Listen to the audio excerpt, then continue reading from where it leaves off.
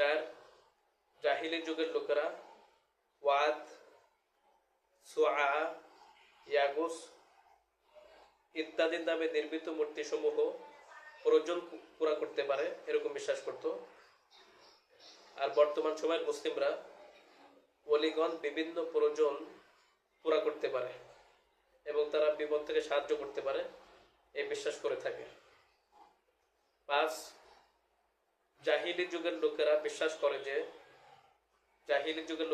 করত যে দেবতারা ইহকালীন কল্যাণ অর্জন এবং অকল্যাণ দূর করতে পারে, ইহকালীন কল্যাণ অর্জন করতে পারে এবং অকল্যাণ দূর করতে পারে।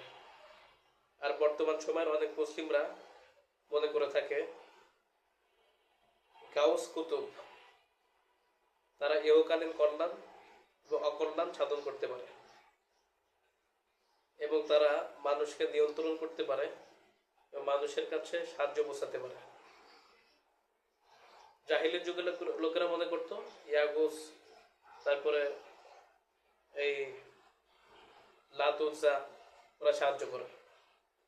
আর বর্তমান মুসলিমরা মনে করে গাউস, কুতুব, আবদাল, দোকাবা আর অনেক নাম আছে, এই সমস্ত লিরা সাহায্য করে থাকে এবং বিশ্ব পরিচালনা আল্লাহর সাথে শরীক হয়। নাউযুবিল্লাহ।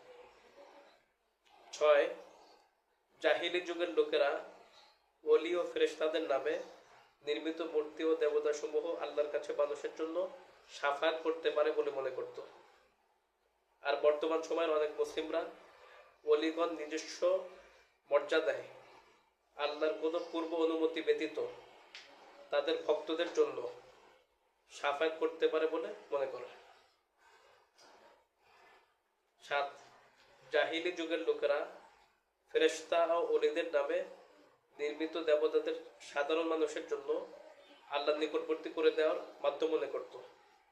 আর বর্তমান সময়ের অনেক মুসলিমরা মৃত্যু ওলিদেরকে আল্লাহর নিকটবর্তী করে দেওয়ার মাধ্যম মনে করে থাকে।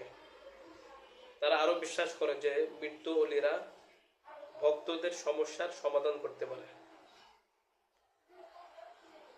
8 জাহিলি যুগের লোকেরা উজ্জা ও জাতে আলওয়াত এই দুইটা গাছ সবসময় বরকত দিতে পারে এটা মনে করত এবং বিজয় এনে দিতে পারে বলে মনে করত। আর বর্তমান সময়ের অনেক মুসলিমরা ওলিদের কবরের উপর অথবা মাজারের উপর অথবা পার্শ্ববর্তী স্থানে বিভিন্ন গাছ, শিকড় ও ফল পাতার মাধ্যমে বরকত অর্জন করতে পারে অথবা বিজয় অর্জন করতে পারে বলে